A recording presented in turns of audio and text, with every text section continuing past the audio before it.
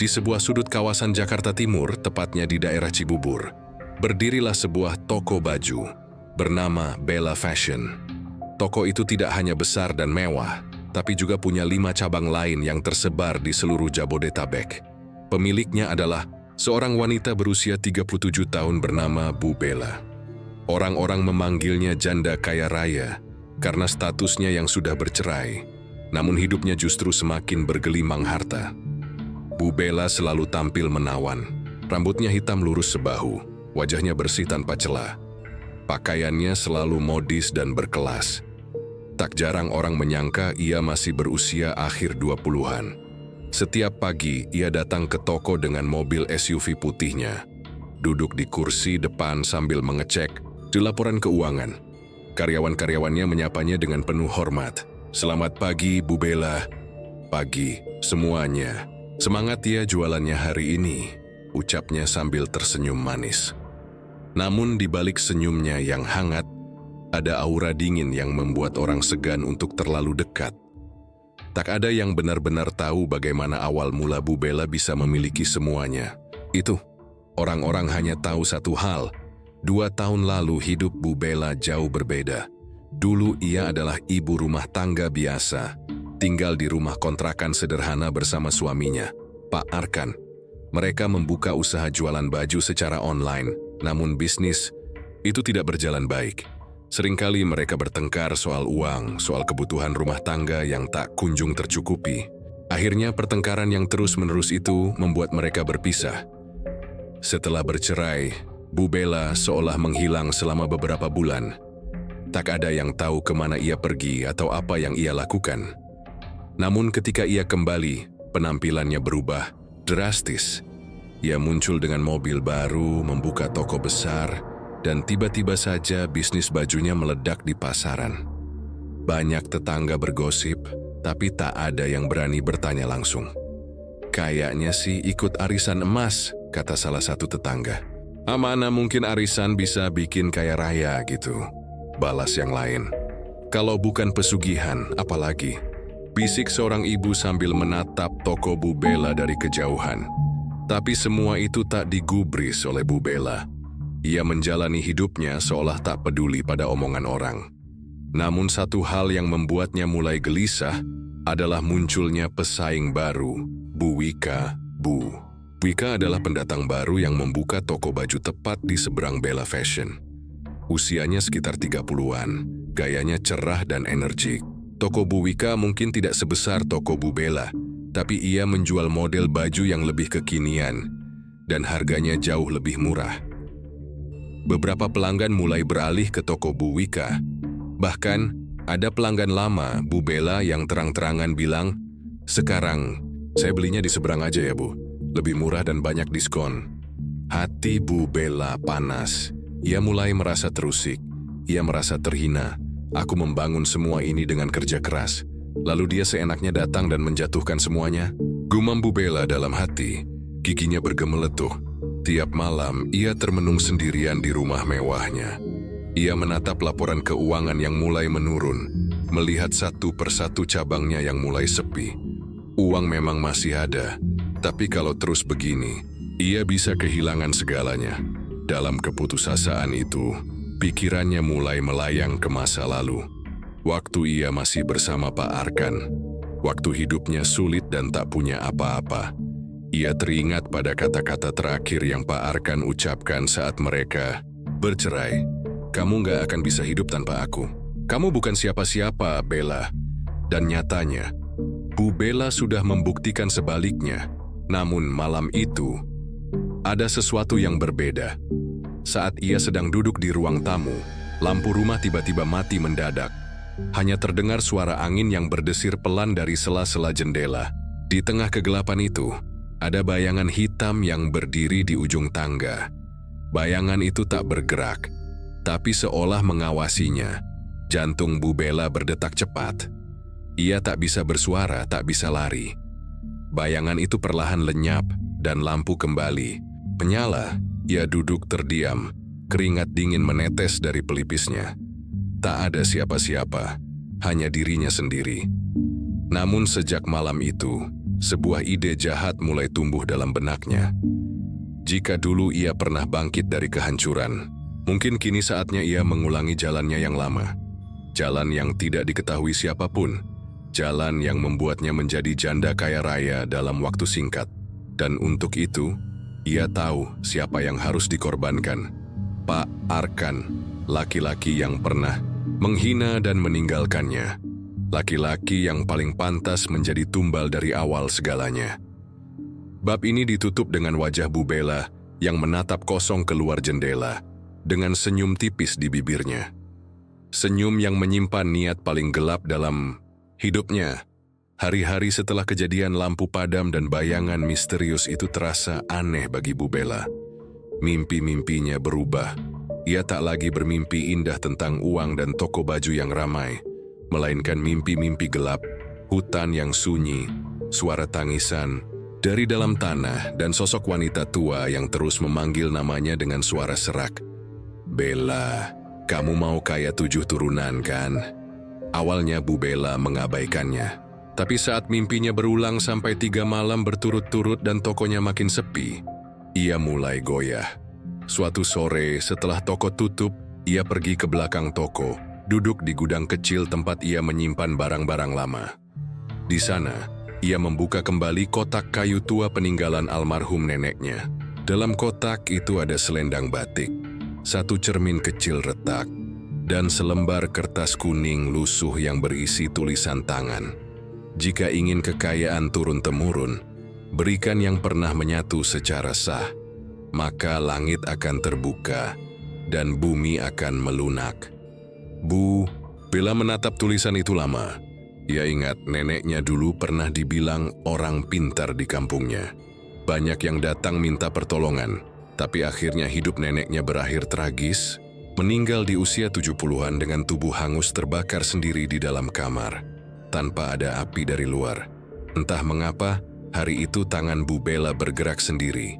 Ia mengambil cermin kecil itu dan membisikkan namanya ke permukaannya. Seketika, cermin itu berembun, padahal ruangan tidak dingin. Lalu, suara itu kembali terdengar. Datanglah ke rumah kontrakan tua di Jalan Duri Malaka, tengah malam, sendiri. Bawa darahmu dan sesuatu dari dia yang pernah menyatu. Suara itu bergema dalam pikirannya. Ia kaget, namun entah kenapa, tidak merasa takut. Seolah memang sudah saatnya. Ia tahu siapa yang dimaksud dengan yang pernah menyatu secara sah. Pak Arkan. Tengah malam, tepat pukul 6 di Sinamondiling, Bu Bella mengenakan baju hitam dan melangkah keluar rumah. Ia menyetir sendiri ke arah Pondok Kopi, tempat rumah kontrakan tua itu berada. Rumahnya gelap, kusam, catnya terkelupas, dan halaman depannya penuh rumput liar. Tapi saat ia mengetuk pintu, pintu itu terbuka sendiri perlahan. Di dalam, duduk seorang wanita tua mengenakan kebaya hijau tua, kulitnya keriput, matanya seperti tak memiliki bola mata, hanya putih seluruhnya. Tapi dari mulutnya mengalir suara yang jelas. Kamu datang juga, Bella. Sudah waktunya kamu membayar harga agar bisa naik ke tahap berikutnya. Bu Bella menelan ludah. Ia duduk tanpa bicara. Kau ingin kekayaan turun 7 turunan, bukan? Tidak hanya kau, tapi anakmu, cucumu, cicitmu, semua akan memetik hasilnya, kata si wanita tua sambil menuangkan cairan hitam ke dalam mangkuk tanah liat. Tapi untuk itu, kau harus memberikan 1 tumbal, 1 nyawa, tapi bukan sembarang nyawa. Harus yang pernah terikat secara sah. Bukan pacar, bukan teman, tapi suami. Bu Bella mengangguk pelan. Wajah Pak Arkan langsung terbayang di benaknya. Pria yang dulu pernah ia cintai, tapi juga menghancurkannya. Kalau bukan karena dia, mungkin hidupnya tidak akan seburuk dulu. Bawa dia padaku, tidak perlu mati di tanganmu. Cukup kau bawa darahnya, sedikit saja, dan 1 barang miliknya. Sisanya biar alam yang ambil, bisik si wanita. Kapan? Tanya Bu Bella pelan. Malam Jumat Kliwon, 3 hari lagi. Selama 3 hari ke depan, Bu Bella mulai menghubungi Pak Arkan dengan pura-pura ramah. Ia bilang, ingin berdamai, mungkin bisa buka usaha bareng karena situasi ekonomi sedang sulit. Awalnya Pak Arkan curiga, tapi setelah beberapa kali ajakan, ia luluh juga. Ia masih pria yang kesepian. Hatinya masih bisa digoda dengan kata-kata manis dan janji modal usaha. Malam Jumat Kliwon itu, Bu Bella mengundangnya makan malam di rumahnya. Pak Arkan datang mengenakan kemeja batik lusuh, tampak kikuk, masuk ke rumah Bu Bella yang mewah. Mereka makan bersama, dan Bu Bella menyuguhkan minuman yang sudah dicampur ramuan tidur dari dukun tua itu. Tak butuh waktu lama, Pak Arkan pun tertidur di sofa. Dengan tangan gemetar, Bu Bella mengambil pisau kecil dan menusuk pelan ujung jari Arkan. Ia menampung darahnya dalam botol kecil. Lalu, ia mengambil jam tangan bekas milik Pak Arkan yang tergeletak di meja. "Maafkan aku, Arkan, tapi ini semua demi masa depanku. Demi 7 turunan," bisiknya pelan. Dengan 2 benda itu, darah dan jam tangan, Bu Bella kembali ke rumah kontrakan tua. Ritual dilakukan malam itu juga. Ia diminta berdiri di atas lingkaran tanah liat, mengucapkan nama lengkapnya dan nama lengkap Pak Arkan 3 kali. Lalu benda-benda itu dikubur bersama boneka jerat yang terbuat dari kain kafan dan rambut. Saat terakhir tanah ditimbun, tanah itu berguncang seperti bernapas. Sekarang tinggal menunggu. Dalam 7 hari, semua akan berubah, dan dia akan pergi selamanya, kata wanita tua itu sambil tersenyum. Bu Bella pulang malam itu dengan hati campur aduk. Ia tak tahu apakah ia melakukan hal benar atau tidak, tapi satu hal yang ia tahu, ia tidak mau kalah, tidak mau jatuh miskin, tidak mau dihina lagi. 7 hari kemudian berita mengejutkan tersebar. Pak Arkan ditemukan meninggal di rumah kontrakannya. Tubuhnya membiru, matanya terbuka lebar menatap langit-langit. Tidak ada tanda-tanda kekerasan. Dokter bilang jantungnya berhenti mendadak. Tapi tetangga yang menemukannya bersumpah, sempat mendengar suara orang menjerit dan ketawa cekikikan malam sebelumnya. Bu Bella duduk di balkon rumahnya sore itu, meminum kopi sambil menatap langit. Toko bajunya kembali ramai. Ada pesanan masuk dari mana-mana, bahkan ada investor asing yang tertarik membuka cabang di luar negeri. Senyum Bu Bella mengembang, angin sore berhembus pelan, tapi di telinganya samar terdengar suara berbisik, "Satu lunas, tinggal 1 lagi." Seminggu berlalu sejak kematian Pak Arkan. Berita kepergiannya memang mengejutkan banyak orang, tapi kehidupan berjalan seperti biasa. Hanya 1 orang yang tahu bahwa kematian itu bukan kebetulan, Bu Bella. Setiap pagi kini ia bangun dengan suasana hati yang ringan. Tokonya kembali ramai, pembeli berdatangan seperti ditarik oleh kekuatan tak kasat mata. Para karyawan pun heran. Padahal tidak ada promosi besar-besaran, tapi orderan terus berdatangan. Bahkan salah satu cabangnya yang nyaris tutup kini malah kewalahan melayani pembeli. Senyum Bu Bella kembali merekah seperti dulu. Ia merasa seolah berada di puncak dunia. Kekayaan terus mengalir, semua orang memujanya. Bahkan beberapa lelaki mulai mendekat, menawarkan kerjasama, atau bahkan hubungan baru. Tapi Bu Bella hanya tersenyum sinis dalam hati. Cinta sekarang tak ada artinya. Semua bisa dibeli dengan uang. Namun di balik semua itu ada satu hal yang mulai mengusiknya. Setiap malam ia mendengar suara ketukan di pintu depan rumahnya. 1 kali, 2 kali, 3 kali. Tapi saat dibuka tidak ada siapapun. Awalnya ia berpikir, itu hanya anak-anak iseng. Tapi ketukan itu selalu datang tepat pukul 02.33 dini hari. Setiap malam, dan anehnya anjing tetangga selalu melolong panjang saat itu. Tak hanya itu, cermin di ruang tamu yang dulunya jernih kini mulai berkabut, meski tidak ada embun atau udara dingin. Kadang Bu Bella melihat bayangan laki-laki berdiri di belakangnya, sosok yang sangat ia kenal. Rambutnya acak-acakan, bajunya lusuh, matanya kosong. Pak Arkan Bu Bella menjerit dan membanting cermin itu.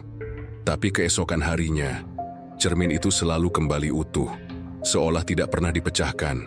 Padahal ia sudah membuangnya ke tong sampah. Gangguan tak berhenti di situ. Malam-malamnya berubah menjadi mimpi buruk. Ia bermimpi berada di sebuah lubang tanah gelap dan sempit. dipenuhi tangan-tangan dingin yang menarik-narik kakinya. Ia berteriak, tapi suaranya tidak keluar. Ia menangis, tapi air matanya mengalir ke atas, bukan ke bawah. Saat bangun, ia mendapati kakinya penuh bekas cakaran. Ia mulai panik. Ia kembali mendatangi rumah kontrakan tua itu untuk menemui wanita tua yang dulu melakukan ritual. Namun saat ia sampai di sana, rumah itu telah rata dengan tanah. Hanya ada puing-puing kayu terbakar. Seorang tukang parkir di dekat situ berkata, "Oh, rumah itu udah kebakar sejak 3 hari lalu. Nggak ada yang tinggal di situ sejak 20 tahun lalu, Bu. Itu rumah angker. Banyak orang kerasukan kalau lewat malam-malam." Bu Bella kaget. Ia mencoba menjelaskan bahwa ia sempat bertemu wanita tua di rumah itu. Tapi tukang parkir itu menatapnya heran. Ia tak percaya. Pulang ke rumah, kepala Bu Bella berdenyut hebat. Ia mulai menyadari sesuatu. Pesugihan ini memang memberinya kekayaan, tapi ada bagian dari perjanjian yang ia lupakan. Malam itu, saat ia tak bisa tidur, suara itu kembali terdengar di dalam kepalanya. Bukan ketukan, tapi bisikan panjang dan dingin, seperti ditiupkan dari dalam telinga. Tumbal telah dibayar, tapi tidak gratis. Kontrak 7 turunan bukan hanya memberikan, tapi juga mengambil. Kau diberi kekayaan, tapi engkau juga akan diperlakukan seperti tumbal. Perlahan, sampai kau sendiri tidak tahu lagi siapa dirimu. Bu Bella terbangun dengan napas terengah-engah. Dadanya sesak, keringat dingin membanjiri tubuhnya.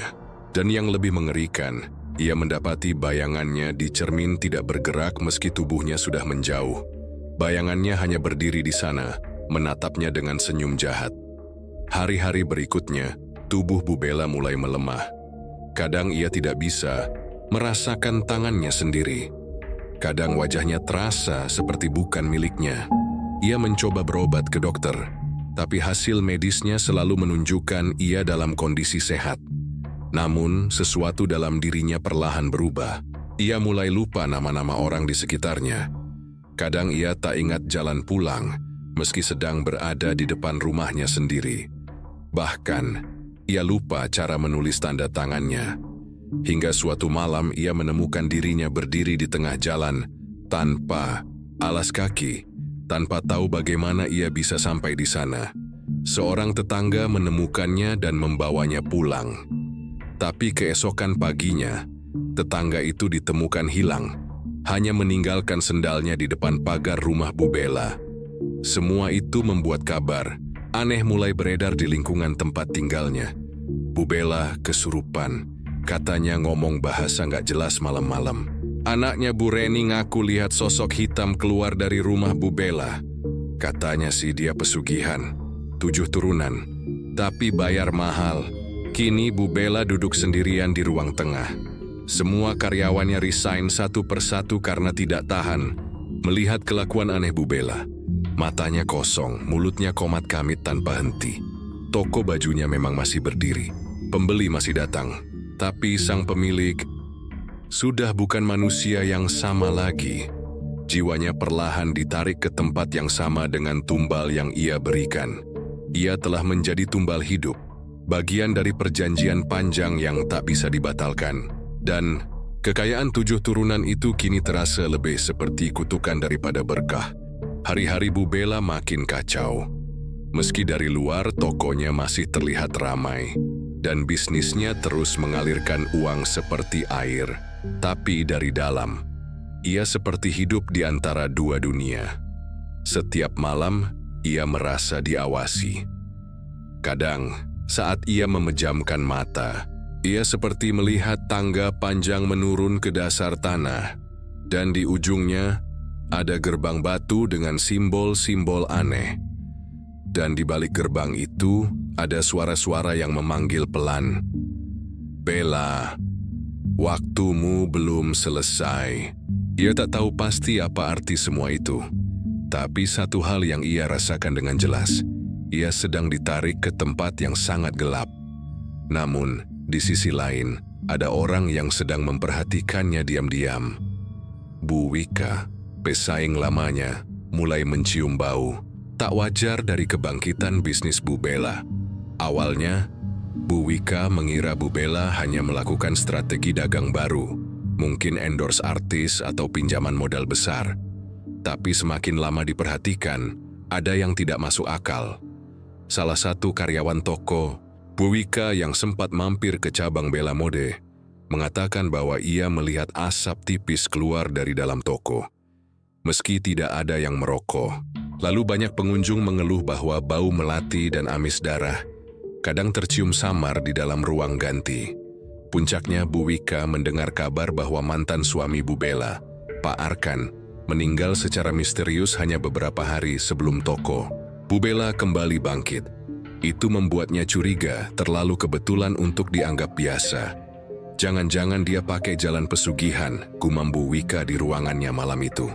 Ia mulai mencari informasi dari teman lamanya yang paham soal ilmu gaib. Ia menghubungi seorang dukun wanita tua bernama Mbah Surti yang tinggal di daerah Cibubur, dikenal sering membantu para pedagang dengan penjaga gaib. Pertemuan rahasia di malam Jumat Kliwon. Bu Wika datang ke rumah Mbah Surti membawa foto toko Bu Bella, selembar uang pecahan 100.000 yang sempat diberikan dari kembalian tokonya, dan segenggam tanah dari pot bunga di depan tokonya. Mbah Surti menaburkan tanah itu ke atas api dupa, lalu menutup matanya. Udara menjadi hening, lalu ia membuka mata lebar-lebar dan berkata dengan suara berat, dia sudah melewati batas. Dia minta kaya 7 turunan, tapi sudah bayar dengan darah. Tapi belum selesai, belum lunas. Sekarang makhluk itu minta lebih. Bu Wika menelan ludah. Makhluk? Ya, penunggu toko itu bukan manusia, tapi penjaga dari dunia bawah. Dulu, dia dipanggil dengan tumbal. Sekarang dia minta kelanjutan, dan siapapun yang ada di dekatnya bisa ketarik juga. Meski merasa ngeri, dalam hati Bu Wika juga tersulut rasa iri. Ia tak ingin dikalahkan begitu saja. Kalau Bu Bella bisa memakai jalan itu, kenapa tidak dirinya juga? Mbak Surti seperti bisa membaca pikirannya. Kamu ingin juga? Tapi ingat, jalan. Ini bukan untuk orang lemah. Kau boleh kaya 7 turunan, tapi darahmu juga akan ditarik satu-satu. Anakmu, cucumu, sampai habis garis keturunanmu. Tapi kalau kau kuat, kau bisa lebih dari Bella. Bu Wika diam. Ia menatap api dupa yang makin tinggi. Dalam hatinya ia mulai tergoda. Apa aku harus beri tumbal juga? Tanyanya pelan. Mbak Surti mengangguk. Satu yang dekat denganmu. Semakin kau sayang, semakin kuat kekuatannya. Bu Bella duduk di ruang belakang toko. Tubuhnya gemetar. Tangannya mulai sulit digerakkan. Ia merasa seperti ada sesuatu di balik kulitnya. Bergerak, merayap, dan mencengkeram jiwanya dari dalam. Ia menatap cermin tua yang tergantung di dinding. Tapi kali ini, bukan bayangannya yang muncul, melainkan sosok Pak Arkan berdiri di belakangnya. Dengan tubuh yang lebam, mata melotot, dan darah menetes dari mulut. Kamu pikir cuman aku yang dikorbankan? Ini baru awalnya, Bella. Kamu akan tahu bahwa 7 turunan itu bukan hanya angka, tapi takdir panjang yang menjerat darahmu sendiri. Cermin pecah sendiri. Bu Bella menjerit, tapi tidak ada yang mendengar. Semua karyawan sudah pulang. Ia sendirian di dalam toko. Malam itu, 2 perempuan yang pernah bersaing secara sehat kini sama-sama masuk ke dalam lubang yang sama. Lubang pesugihan yang gelap dan menelan apapun yang disentuhnya. Satu telah memberikan tumbal. Satu sedang bersiap melakukannya. Tapi mereka lupa satu hal. Makhluk-makhluk dari dunia gelap tidak kenal kata setia. Mereka hanya tahu satu hal, menuntut. Dan dalam waktu dekat, darah akan ditarik kembali. 3 hari setelah kejadian cermin pecah di toko, Bu Bella mulai mengalami perubahan yang lebih mengerikan. Tubuhnya lemas, wajahnya semakin pucat, dan rambutnya rontok saat disisir. Ia jarang tidur, sebab setiap kali memejamkan mata, ia selalu mendengar suara tangisan anak kecil dan teriakan Pak Arkan yang terus-menerus memanggil namanya. Bella, Bella, kamu belum lunas, darahmu belum cukup. Sementara itu, pegawai tokonya satu persatu mengundurkan diri. Mereka mengaku sering mendengar langkah kaki di lorong belakang, suara lemari bergeser sendiri, hingga bau anyir darah yang muncul tanpa sebab. Ada juga yang sempat kerasukan saat sedang menyapu lantai toko dan berteriak, "7 darah! 7 darah! Dimulai dari yang lahir darimu!" Bu Bella gemetar saat mendengar itu. Ia tahu artinya. Kutukan 7 turunan mulai menagih darah pertama. Bu Bella hanya punya 1 anak dari pernikahannya dengan Pak Arkan, Naila, gadis usia 17 tahun, yang kini tinggal bersama kakek neneknya di Bekasi karena sejak kecil tidak terlalu dekat dengan sang ibu. Selama ini Bu Bella sengaja menjaga jarak demi melindungi Naila dari urusan bisnis maupun konflik rumah tangganya dulu. Tapi kini, setelah kutukan itu datang, Bu Bella tahu bahwa darah Naila adalah target selanjutnya. Ia mencoba menghubungi Naila lewat telepon, tapi tak diangkat. Ia menghubungi orang tua angkatnya, namun katanya Naila mendadak sakit keras. Tubuhnya demam tinggi dan tidak sadarkan diri sejak 2 hari lalu. Bu Bella langsung menuju Bekasi malam itu juga, menumpang mobil salah satu supir langganannya. Tapi sebelum sampai ke rumah, mobil yang ditumpanginya ditabrak truk dari arah berlawanan. Supir tewas di tempat, sementara Bu Bella hanya luka ringan di kaki. Anehnya supir truk melarikan diri dan tak ditemukan hingga sekarang. Saat Bu Bella dibawa ke klinik terdekat, ia sempat pingsan. Dalam pingsannya itu, ia bermimpi melihat Pak Arkan menarik tangan Naila, membawanya masuk ke dalam tanah yang retak. "Kau sudah janji, Bella. Kau serahkan darahmu. Bukan cuma aku yang kau buang." Sementara itu di sisi lain kota, Bu Wika duduk sendiri di kamar belakang rumahnya. Di hadapannya sebuah baskom tanah liat berisi air bunga dan sepotong rambut anak lelakinya sendiri, Raka, yang baru berusia 11 tahun. Mbah Surti, dukun yang membantunya, duduk bersila sambil mengoleskan darah ayam ke dahi Bu Wika. "Kau masih bisa mundur sekarang, tapi kalau kau mulai ritual ini, kau harus terima semua resikonya." Bu Wika terdiam.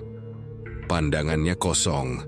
Dalam hati, ia bertanya, "Apa pantas aku mengorbankan anakku untuk mengalahkan Bella?" Namun amarah dan iri hati telah menutup mata batinnya. "Saya lanjut, Mbah. Saya ingin Bella jatuh, hancur sekalian." Ritual pun dimulai. Mbah Surti mulai membaca mantra, memanggil makhluk penjaga baru untuk mendampingi usaha Bu Wika. Tapi tak ada yang datang. Ia coba lagi, dan lagi, hingga akhirnya lampu rumah mati seketika. Jendela bergetar keras, lantai kamar seperti berdenyut, dan bau anyir darah tercium tajam. Seekor ular besar muncul dari bawah kasur, matanya merah menyala, tubuhnya bersisik emas, dan lidahnya menjulur panjang. "Siapa yang kau korbankan?" tanya suara dari tubuh ular itu, menggema seperti dari dasar sumur. Bu Wika menangis sambil menyodorkan rambut anaknya. "Anakku, tapi jangan ambil nyawanya. Ambil keberuntungannya saja. Biar aku yang kaya, bukan dia." Ular itu tertawa. "Kau tidak bisa atur, tapi baik, permintaan diterima. Tapi ingat, jika Bella jatuh, kau pun tidak akan utuh." Lalu ular itu lenyap dalam asap hitam, dan malam itu, toko Bu Wika tiba-tiba diserbu pelanggan secara misterius.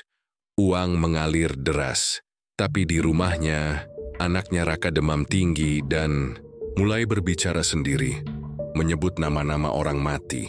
Kembali ke Bu Bella setelah insiden kecelakaan, Bu Bella berhasil sampai ke rumah orang tua Naila dengan kaki diperban. Di sana ia mendapati anaknya tak sadarkan diri dengan tubuh pucat dan napas tersengal. Dokter sudah diperiksa, tidak ada penyakit yang jelas, semua hasil lab bersih. Tapi tubuh Naila semakin lemah. Bu Bella menangis di sisi ranjang. Ia sadar, ini bukan penyakit biasa. Ini adalah kutukan yang sedang bekerja. Di tengah tangisannya, tiba-tiba Naila membuka mata pelan. Dengan suara berat, bukan suara Naila, ia berkata, "Kau berjanji, Bella. 7 turunan, bukan 7 kebohongan. Kalau tidak kau lunasi, maka yang lahir dari darahmu akan mati satu-satu. Mata Naila kembali tertutup. Bu Bella jatuh terduduk. Ia menjerit histeris, lalu pingsan. Di malam yang sama, 2 ibu di 2 tempat berbeda sedang dihantui keputusan yang mereka buat sendiri. Bu Bella berjuang melindungi putrinya dari kutukan yang ia ciptakan. Bu Wika mulai menikmati kekayaan yang datang cepat, tanpa tahu bahwa jiwa anaknya telah diikat oleh makhluk penjaga. Dan entah siapa yang akan lebih dulu kehilangan segalanya, karena bagi kekuatan dari dunia gelap, tumbal tidak bisa dibatalkan, hanya diganti. Setelah kejadian kerasukan di rumah orang tuanya, Bu Bella tak pernah benar-benar tenang. Setiap malam ia tidur dengan peluh dingin. Setiap siang ia merasa diikuti bayangan hitam yang mengendap di balik cermin, di balik pintu, bahkan di bawah tempat tidurnya. Naila masih terbaring lemah. Dokter sudah angkat tangan. Semua hasil tes medis menunjukkan normal, tapi tubuh Naila makin kurus, kulitnya pucat keabu-abuan, dan bola matanya perlahan terlihat seperti tak ada kehidupan. Satu-satunya hal yang membuat Naila masih hidup adalah kalung kecil yang pernah diberikan Pak Arkan semasa ia masih balita. Kalung perak berbentuk bulan sabit itu kini tak pernah dilepas oleh Bu Bella. Ia percaya mungkin itu satu-satunya perlindungan spiritual yang tersisa. Namun, itu tidak cukup. Bayangan di masa lalu suatu malam, Bu Bella memandangi foto lamanya bersama Pak Arkan dan Naila. Air matanya menetes. Banyak luka yang belum sembuh, bukan hanya karena pernikahan yang gagal, tapi juga karena caranya meninggalkan masa lalu. Pak Arkan sebenarnya pria baik. Ia jujur, sederhana, dan mencintai keluarga. Tapi Bu Bella merasa hidup bersamanya penuh keterbatasan. Setelah bercerai, Bu Bella ingin membuktikan bahwa ia bisa berdiri sendiri. Dan ketika usahanya hampir bangkrut karena hutang besar, tawaran dari seorang pelanggan misterius datang. Laki-laki tua berjubah putih yang tiba-tiba masuk ke tokonya malam hari saat ia sudah hampir tutup. Lelaki itu menyodorkan sebuah kantong kain hitam dan berkata dengan tenang, "Kamu ingin kaya 7 turunan? Serahkan saja 1 darah yang pernah menyatu denganmu." Awalnya Bu Bella tidak paham. Tapi ketika ia membuka kantong itu dan melihat potongan, kuku, rambut, dan selembar kertas bertuliskan nama lengkap Arkan Prabowo, ia tahu ini bukan tawaran biasa. Ini perjanjian dan ia menyetujuinya. Sekarang, semuanya menagih bayangan Pak Arkan kini semakin nyata. Kadang saat Bu Bella mencuci, wajah Arkan muncul di air. Kadang saat ia melewati toko, ia melihat sosok Arkan duduk di antara pengunjung yang sedang mencoba baju. Tapi yang paling menyeramkan adalah setiap bayangan Arkan kini membawa anak kecil tak dikenal. Berpakaian seragam merah putih dengan wajah pucat, mata hitam legam, dan tangan penuh luka. Ini giliran darah selanjutnya, Bella. Naila tak bisa selamat, kecuali kamu tukar dengan yang lebih dekat denganmu. Bu Bella terbangun dari mimpi itu dengan tubuh menggigil. Ia merasa sudah di ujung jalan. Ia ingin menyerah, tapi tidak rela Naila yang menjadi tumbal berikutnya. Pertemuan terlarang malam itu dengan langkah tertatih, Bu Bella mengunjungi kelenteng tua di belakang Pasar Rebo, tempat dukun pesugihan yang dulu menghubungkannya dengan lelaki berjubah putih pernah tinggal. Tapi tempat itu kini kosong, penuh debu dan sarang laba-laba. Namun begitu ia menyalakan dupa dan menyebut nama Pangeran Gaib 7 Darah, api dari dupa tiba-tiba membesar. Bayangan muncul di dinding dan suara berat berkata, "Kamu minta ganti tumbal, Bu?" Bella mengangguk, "Asal jangan Naila. Ambil saja aku sekarang, aku sudah cukup lama hidup, aku rela." Suara itu tertawa dingin dan panjang. "Tidak sesederhana itu. Kalau kau yang menjadi tumbal, kekayaanmu akan runtuh. Semua cabang toko akan habis, hartamu musnah, dan keluargamu tetap dikutuk karena darah telah dicemari. Tapi Ada satu jalan lagi. Bu Bella terdiam, napasnya tercekat. Berikan kami darah dari darah musuhmu, maka kutukan akan berbalik. Ia tahu siapa yang dimaksud.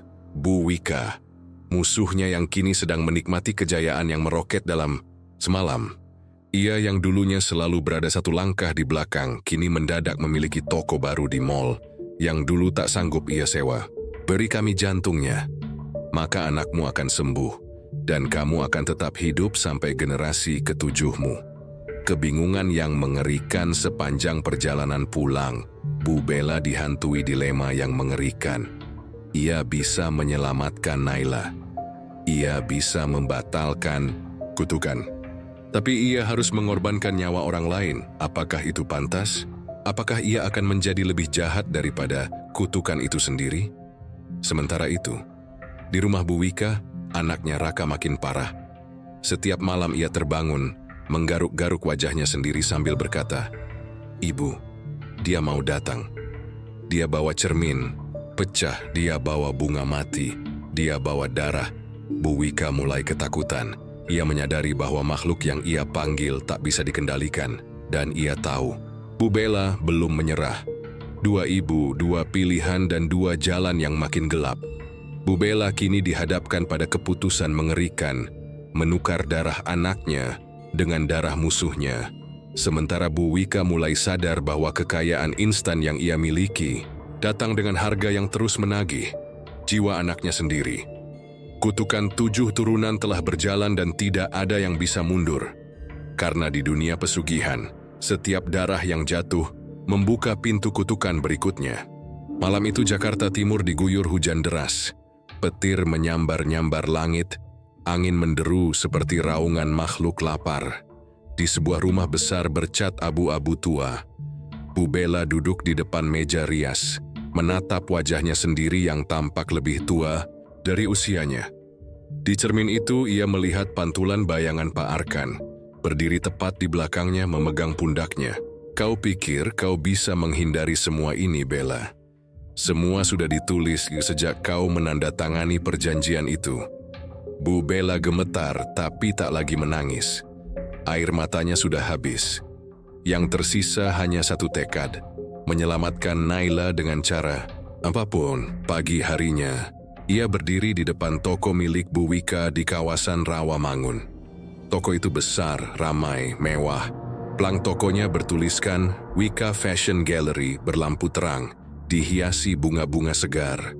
Semua orang membicarakan betapa suksesnya toko ini. Tapi bagi Bu Bella, semua kemewahan itu hanya palsu. Ia tahu toko itu berdiri di atas penderitaan.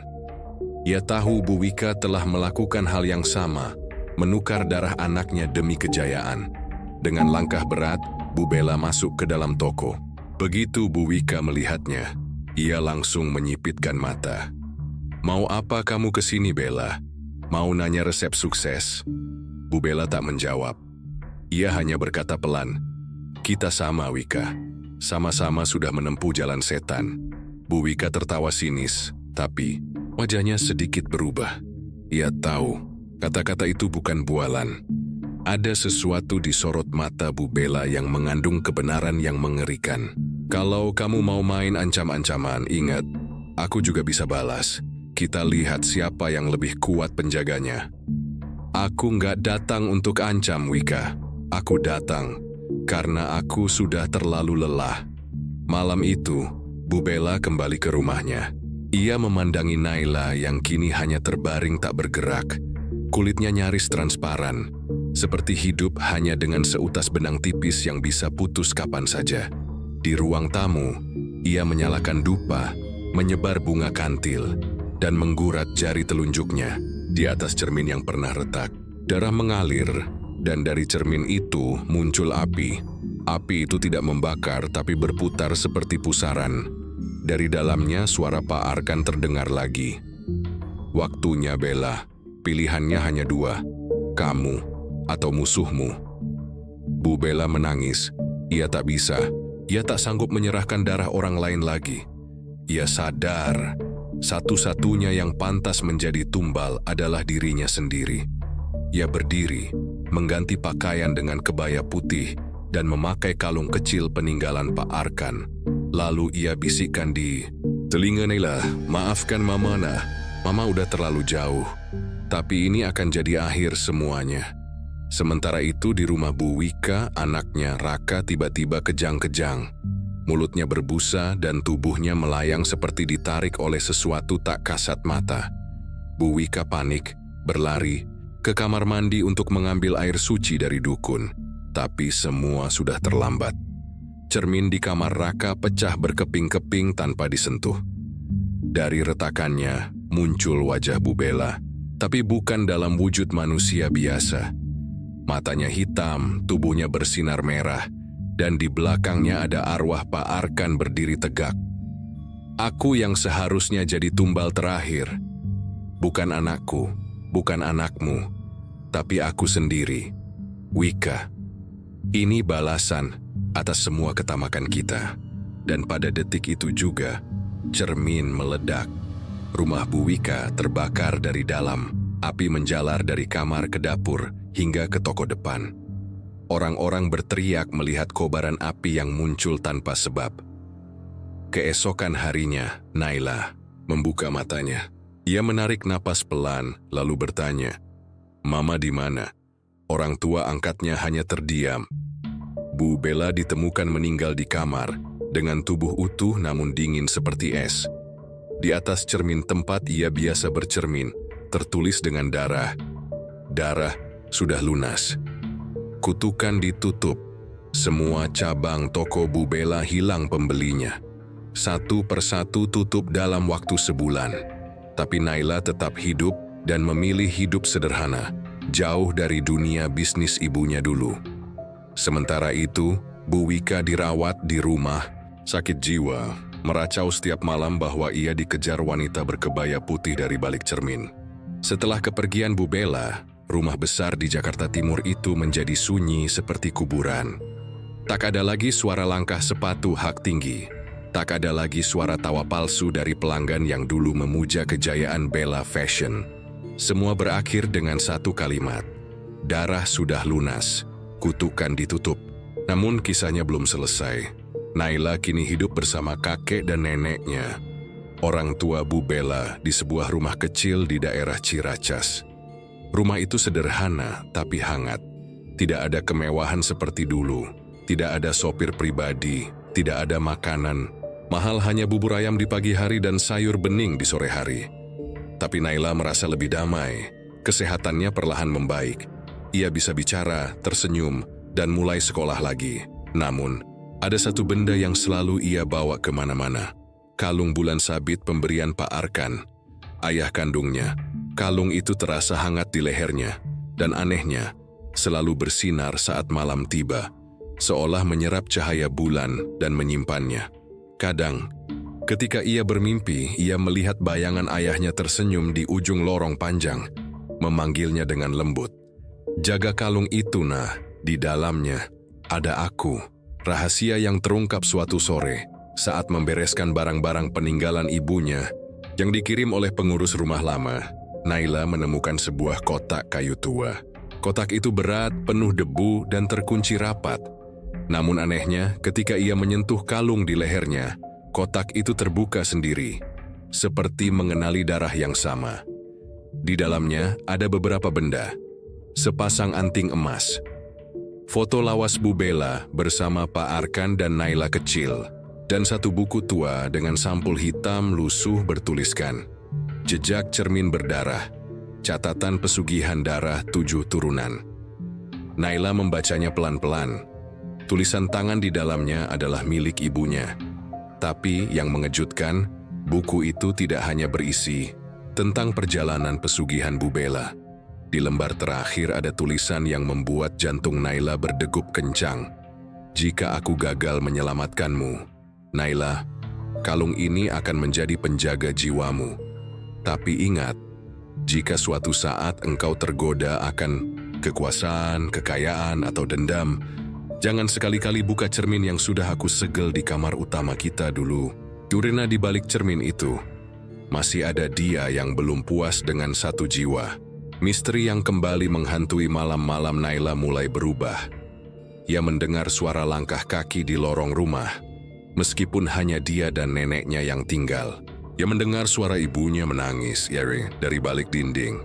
Dan lebih menakutkan, ia melihat cermin di rumah neneknya memantulkan sosok lain selain dirinya. Sosok perempuan berkebaya putih dengan wajah pucat dan mata hitam pekat, berdiri diam, memegang kalung yang sama seperti yang ia kenakan. Suatu malam perempuan itu berbisik lewat cermin, "Kalung itu bukan pelindung, itu warisan. Dan kamu akan jadi penerusnya, cepat atau lambat." Neneknya akhirnya bicara. Dengan suara pelan dan berat, sang nenek membuka rahasia yang selama ini disimpan. "Ibumu dulu pernah minta tolong padaku untuk menyegel satu ruangan di rumah lama kita. Ruangan itu bekas kamar Arkan, dan di dalamnya ada cermin dari nenek moyangnya. Cermin tua dari zaman kolonial. Dulu katanya itu adalah media pemanggil, kekuatan gaib pesugihan keluarga leluhur. Bu Bella seharusnya menghancurkannya, tapi dia terlalu takut." Naila menatap kalung di lehernya. Tiba-tiba kalung itu panas, seperti membakar kulit.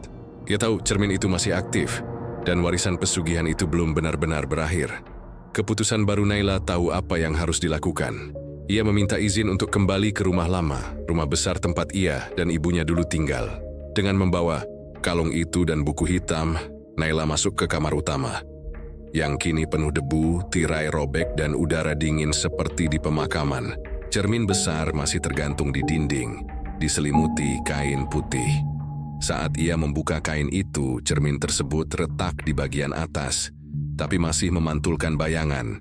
Dan di dalam bayangannya, Naila melihat sosok Bu Bella berdiri di sisi Pak Arkan. Keduanya tersenyum, tapi ada sosok lain di belakang mereka.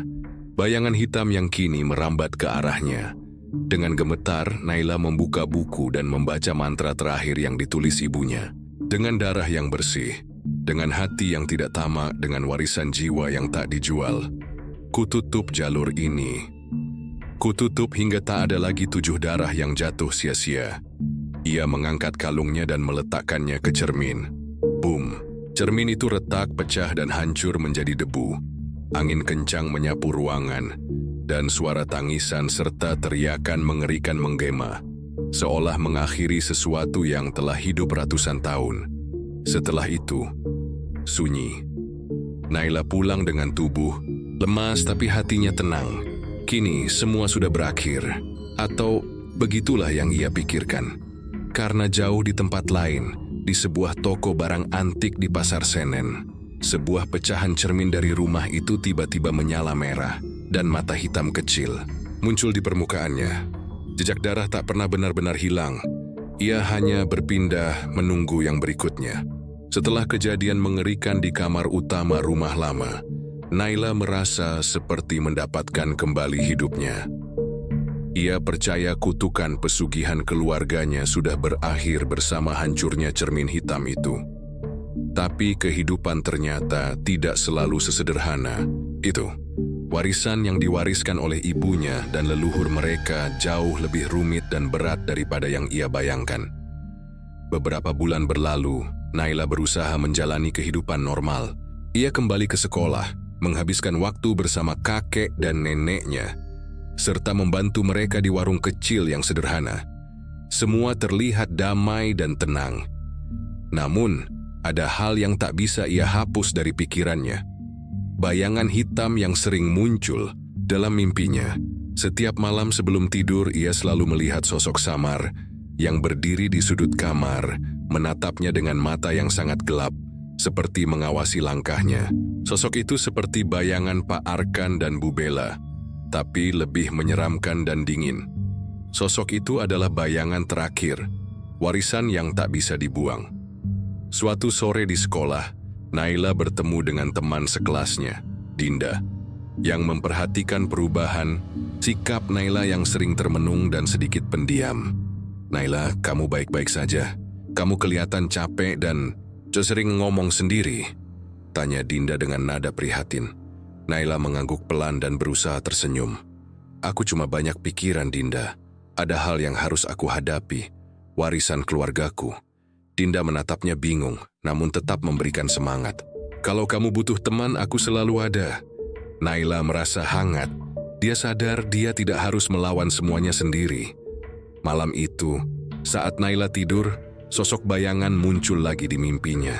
Kali ini, bayangan itu berbicara dengan suara serak yang dalam. Naila, kamu adalah penerusku. Warisan ini bukan hanya kutukan, tapi juga tanggung jawab besar. Jangan pernah lari dari bayanganmu, karena hanya dengan menerima warisan itu, kamu bisa mengendalikan nasibmu. Naila terbangun dengan napas tersengal. Tetapi di tangannya ada sebuah kertas kecil yang tidak ia ingat pernah ia pegang. Di atas kertas itu tertulis mantra-mantra kuno yang sudah lama hilang dari buku ibunya. Mantra untuk mengendalikan kekuatan, pesugihan dan menjadikannya pelindung, bukan ancaman. Hari berikutnya Naila pergi ke perpustakaan kota dan mulai mencari informasi tentang mantra dan sejarah keluarga pesugihan mereka. Ia bertemu dengan seorang pustakawan tua bernama Pak Raji yang mengetahui tentang legenda keluarga tersebut. Pak Raji berkata, setiap kutukan ada obatnya, setiap bayangan punya cahaya, tapi semua harus dimulai dari hati yang tulus dan keberanian menerima kebenaran diri sendiri. Pak Raji memberinya sebuah kitab kecil berisi ritual pembersihan dan perlindungan. Naila tahu, ini adalah kunci terakhir yang harus ia jalani. Malam ritual, dengan bantuan kakek dan neneknya, Naila mempersiapkan diri melakukan ritual pembersihan di tanah keluarga lama. Ia mengenakan pakaian putih, membawa kalung bulan sabit, kitab mantra, dan air suci. Saat malam tiba, ia mengucapkan doa dan mantra perlahan, memohon agar semua bayangan gelap dan kutukan keluarga bisa hilang selamanya. Tiba-tiba angin berhembus sangat kencang dan bayangan hitam muncul satu kali lagi. Namun kali ini Naila tidak takut. Aku terima warisan ini. Aku akan mengendalikannya, bukan menjadi budaknya. Dengan suara penuh keyakinan, ia menyelesaikan mantra terakhir. Bayangan hitam perlahan memudar dan cahaya putih muncul dari kalung, di lehernya. Esok harinya, Naila merasa ringan seperti beban besar terangkat dari dadanya. Ia tahu perjalanan hidupnya masih panjang, tetapi ia tidak lagi takut dengan bayangan masa lalu. Ia bertekad menggunakan warisan keluarganya untuk membantu orang, bukan untuk menguasai mereka. Ia akan menjadi cahaya di tengah kegelapan, membalikkan kisah lama menjadi cerita baru yang penuh harapan. Pesugihan dan kutukan bukanlah takdir yang tak bisa diubah. Dengan keberanian, pengorbanan, dan cinta, warisan keluarga pun bisa menjadi kekuatan untuk kebaikan. Naila adalah bukti bahwa bayangan terakhir bukan untuk menakuti, tapi untuk membimbing ke jalan yang benar.